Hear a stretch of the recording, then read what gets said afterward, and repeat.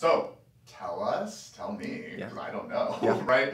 PCA, what does that stand for?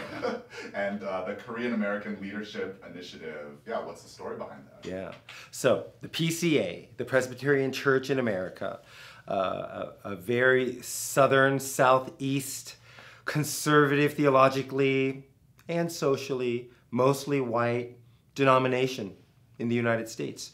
Much more conservative theologically than the PCUSA. Our denomination's been around since the 70s, so we're celebrating coming up on 50 years. And it's interesting because if you know a little bit of the history of the Korean immigration story, we had a good group of Korean pastors coming to the United States. It's sort of tied to American history with the immigration in the 60s of Koreans, a bulk of Koreans coming from the 60s. And many were Presbyterian, and they were looking for a denomination.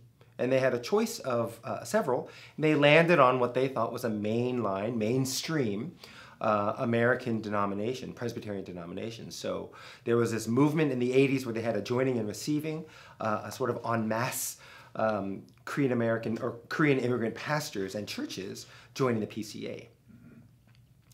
But language was an issue, so they made special concessions and allowed Koreans to have their own presbyteries, right? So, which is like a governing body. That's right. It's a governing body of mostly pastors, teaching elders, and they took care of themselves. They took care of each other and kept each other accountable. And we had one Korean language presbytery. Now we have 10. And so you can see the growth, especially in a time when the PCA was sort of dying out or there was a struggle.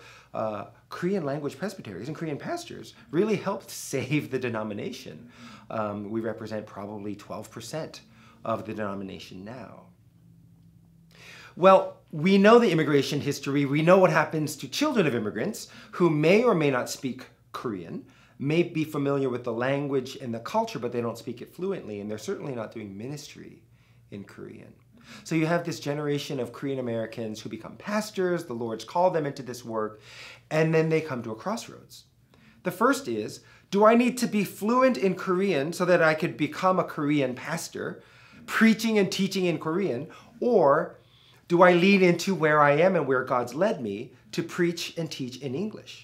So you have the ubiquitous EM, English ministry, usually subsumed under a Korean ministry. It's got a whole bunch of issues right there. But a vast majority of Korean American pastors and members, by extension, feel lost. Don't really fit in the Korean culture and the language, but a lot of affinity with Korean people and Asian Americans.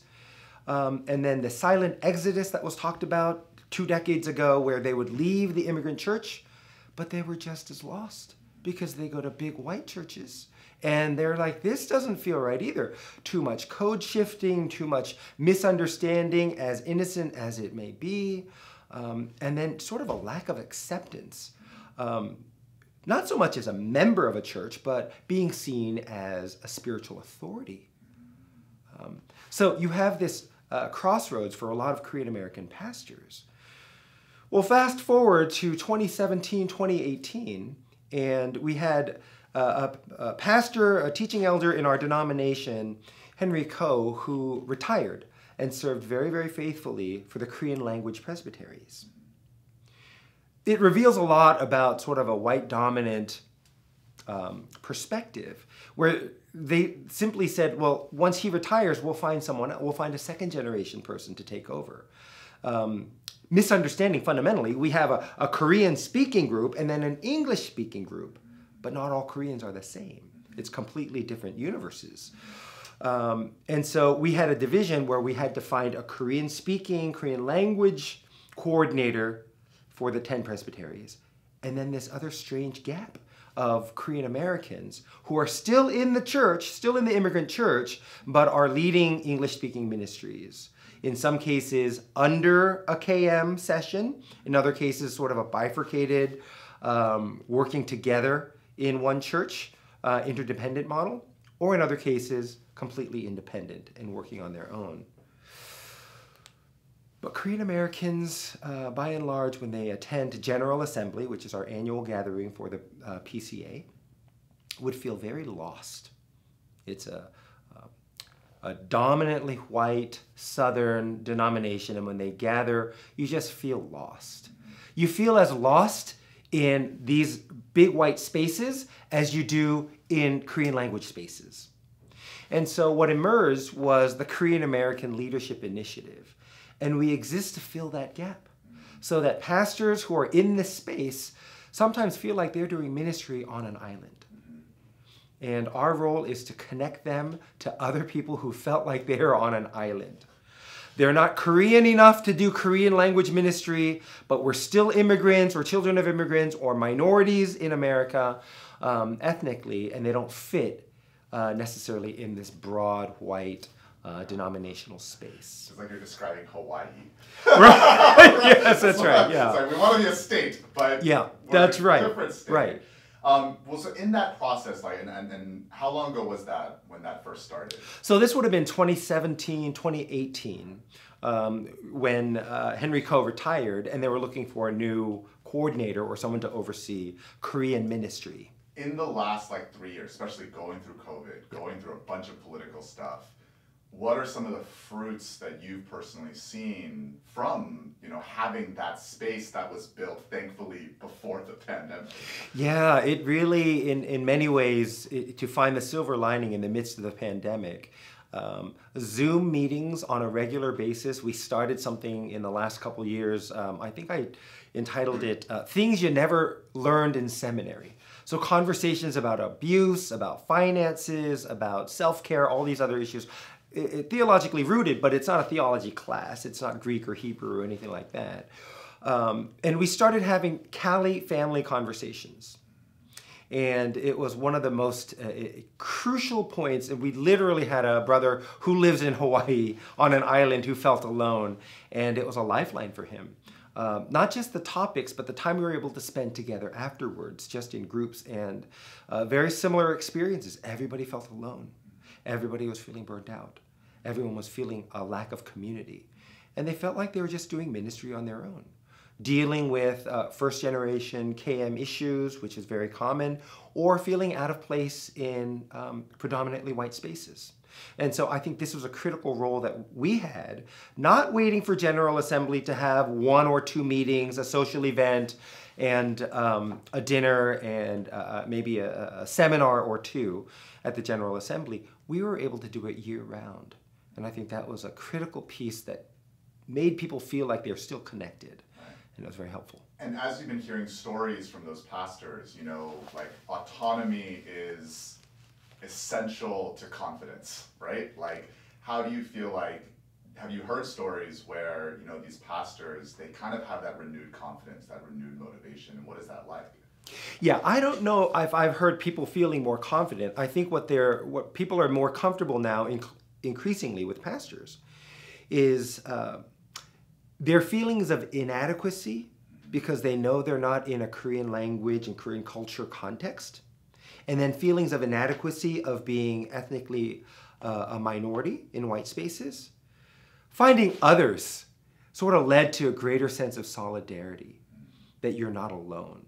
I don't know if that necessarily leads to confidence, but it certainly leads to knowing that God sees us. God sees you, and you see others who are in the same situation. And there's a strange sort of comfort that comes from knowing that you're not alone. And I think if nothing else, you feel like the denomination is for you. And that's part of the goal of Cali, to know that you belong. But I think a big part of, before we get into service and leadership, you have to want to be there. And so part of our role is just finding a place for people to feel like they belong. And I don't know if others are like this, but I certainly am. When I go to some new situation, I look and I see, oh, there's another Korean American. Let me go talk to this person, right? And you start counting noses. Oh, that person looks Korean, that person's Asian, let me go talk to them. And we're just leaning into that and being intentional to say, hey, guess what? There's a space for you, Korean Americans, Asian Americans, to gather together. And we used to do one event during the General Assembly, Now we're doing it every day, every night. There will always be a place for you. So we have a Airbnb, and we're going to call it the Cali House, and people are welcome to come over and stay as a respite for the busyness of assembly business, or just to be there and make new networks and friendships and ministry partnerships. Yeah, I know one of the fears oftentimes that is associated with people forming their own spaces is that they're going to separate, right? And they're going to segregate. Yes. But I believe as a Christian, right, that when we see each other's differences, we learn to celebrate those and appreciate them. What are some of the ways that in the last few years of Cali finding this, that maybe you have seen a greater appreciation of KM, culture, and even white, PCA, right, like culture? How have those relationships grown by having this safe space? Yeah. One thing we recognize is we are not a monolithic group, right? And Korean Americans ourselves are the first to recognize that we all don't think the same. Some are more conservative than others, some are more progressive than others. But I do want to make the distinction, not to get too overly academic, but the difference between segregation and separation. Segregation, as we understand it in the United States, is a legal mandate to keep people away from others based on race. And there's a lot of power dynamics in that. And that is wrong. Separation is different because we're not robbed of the freedom to meet together if we want to. That doesn't make one group better than the other, but you're able to lean into the joy of being with like-minded people in affinity groups. We see this in other spaces too, don't we? We see business people getting together as Christians and sharing, athletes who get together, but we never call that segregation. It's an affinity group. And sometimes it gets misunderstood to say, oh, Korean Americans or Asian Americans are spending all their time together. And we don't like other groups. That's not true. We absolutely benefit and appreciate all the work of what white churches have been doing, of what black churches, Latinx churches do, and of course, Korean language churches. And I think we have a deeper appreciation as we grow older. In many ways, they are literally our parents, if nothing else, our spiritual parents. And we stand on the shoulders of the generations that came before us. So it's a deep appreciation, and I hope it's not misunderstood, that from the first generation Korean language perspective, EM pastors are leaving us, right? And there's a pain associated with that. But it's a pain that's sort of similar to parents and children, right? There comes a point where children need to grow up and make their own mistakes. As much as parents want to hold on to them, the best way to love them is to let them go and grow. And I appreciate very deeply that foresight that some Korean language first generation immigrant pastors have seen and are allowing this to happen. And so we're grateful for it. But I do want to share this other story of how Cali literally came about. And it comes and it emerges in a place of deep pain, something that we're familiar with. There was a church in Houston, a very, I think, at one point, very faithful and successful church, one of the larger churches, that we hear these stories in all types of churches. They had issues and they split, and then they split again, and they split again, and what was left was just a handful of people in a building. And what they decided to do at this church is sell the building, and then they donated. And this immigrant church decided, we're going to donate the money. Half of the money is going to go for North Korean missions. And so they worked with Lloyd Kim and Mission to the World. And the other half of the money they decided to donate for the future. And they gave it to Korean Americans for the second generation. I mean, what a selfless, beautiful act of love.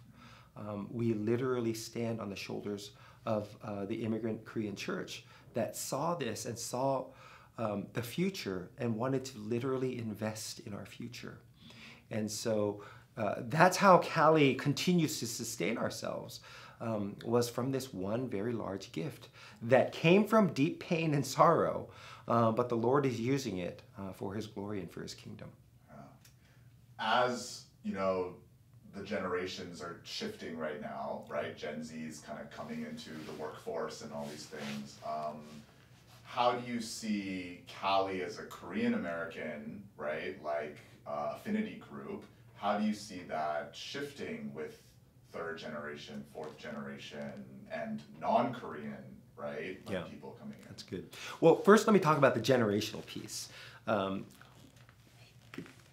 Folks who are the Gen Xers, who primarily had to deal with, when we say older Koreans, there was language and culture. And now we're seeing second and third generation Korean American pastors going into ministry, which is really, really encouraging. It's a generational thing, right? We've got generational differences. Millennials think differently from Gen Xers, and Gen Z think different from millennials, and they're all Korean American. And so we need to recognize that our own Korean American experience is vastly different from the next generation. So there is no, we don't have a monolithic approach to life or to ministry. And so for us to recognize that, I think, is important. The Gen X generation is learning what it means to mentor in ways that many feel like they haven't been mentored before. We don't have the language barrier anymore, and so culture becomes a bigger issue. Communication, even if we both speak the same language, has become an issue. And so we're studying this and trying to understand. And I had heard this somewhere that Gen Xers need millennials and Gen Zs in their life, not to mentor them, but to be mentored by them, so we can understand what this younger generation is thinking and how they're operating. I thought that was really instructive for the older generation. There's a part of us that I always say, you can take Korea out of Alex, but you can take Alex out of Korea, but you can never take Korea out of Alex. And this sort of generational, if we want to look at it positively, we can love people who are younger than us, but there are also negative parts of our culture where we expect to be served by the younger. And that sort of thing needs to die with each successive generation. So we're learning about that. In our denomination, Koreans are the largest Asian American ethnic minority. And so we played around with the idea of, should it be Cali or should it be ALI, Asian American Leadership Initiative? But if it was Asian American, but we're predominantly Korean, then we'd have the same problem. They say you're Asian American, but really you're just working only with Koreans. And so we decided to lean into what we are and call it what it is. It's a very, very specific niche.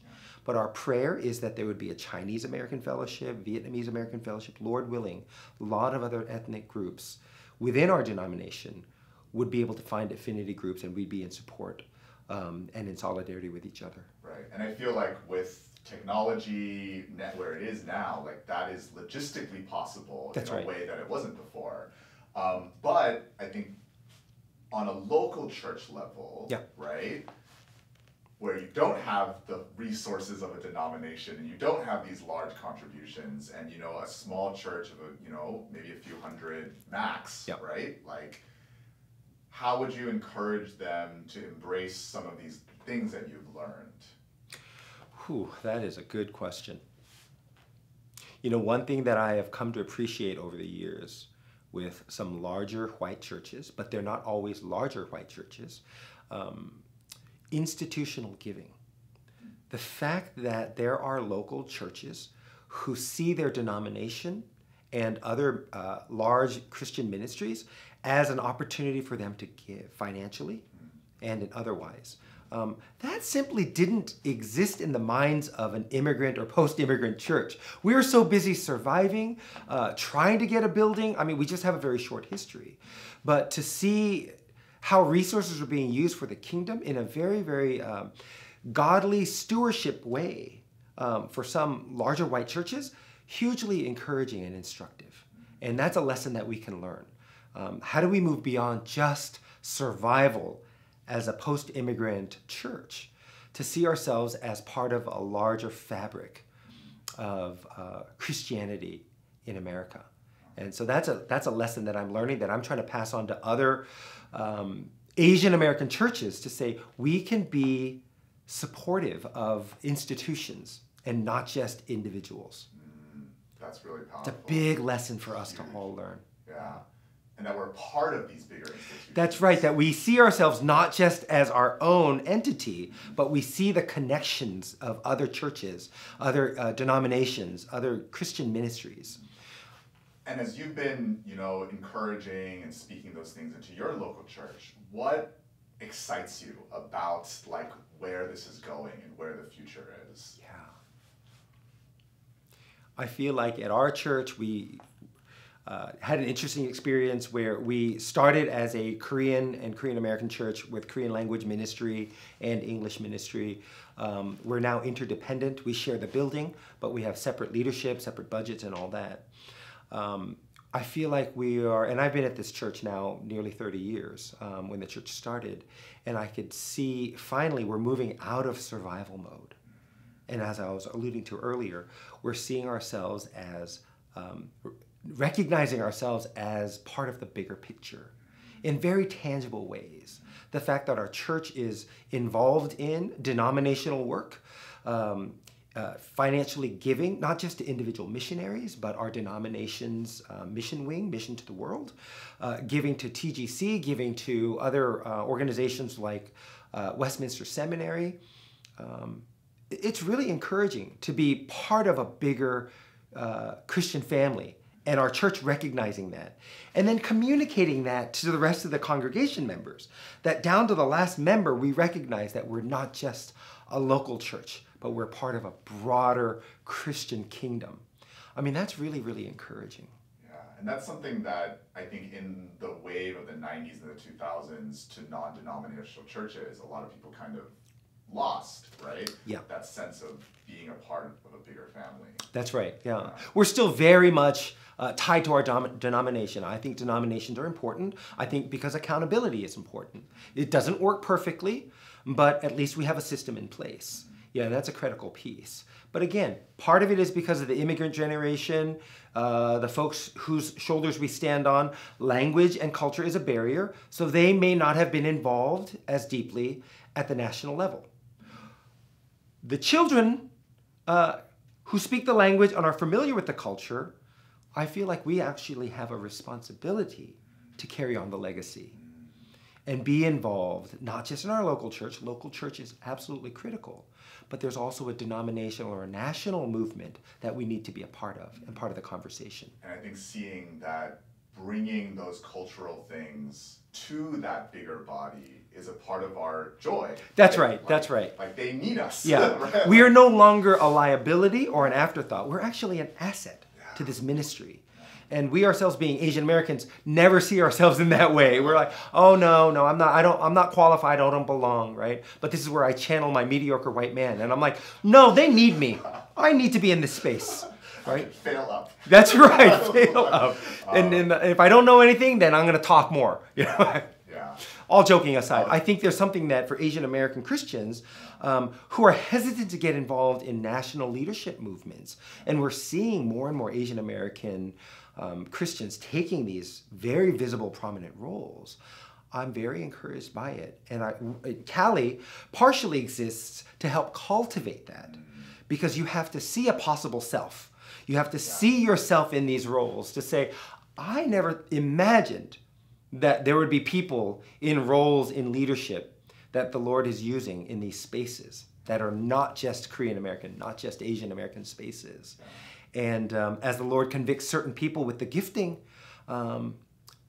they're excited and they're motivated, at least open to the idea of pursuing it. Yeah, I think they identify, one thing that God's been really speaking to me a lot is that as Asian American, I think I struggle with my contributions have value, but does my existence itself have value? That's right. Right? Just That's me good. Being who I am have value. And I think an organization like Cali really validates that for a lot of people. It says, you just being you has value. That's right. That's right. Yeah. Yeah. So, I equate that to any good baseball team that wants to make it into the postseason. You cannot have an entire bullpen of right-handed pitchers. I mean, at the most base level of diversity, right? You cultivate left-handed pitchers because there's no way you're going to win with just right-handed. You think about that, And you need the diversity of experiences. You need the immigrant experience. You need ethnic minorities. And unfortunately, a lot of suffering and racialized trauma. But God can use that for good because we're able to code shift and we're able to understand other people who are in pain because it's our own lived experiences. What a gift to the church. I remember hearing an example at a large conference, and this Southern white man, a very good preacher, but was giving an example about perseverance and suffering. And he talked about football. He talked about the fourth quarter. And I thought that was the oddest example to give. I mean, you speak from your own experience, but you can only speak to perseverance to the extent that you've persevered and suffered. I don't think too many minority ethnic groups would talk about perseverance and talk about football. I think they would talk about their own lived experience of what it means to be minoritized, what it means to be otherized. And there's a natural connection of feeling like where I live is never home. We tie that in so naturally with the gospel to say the world that we live in is not our home. And we know that both in an earthly sense and in a spiritual sense.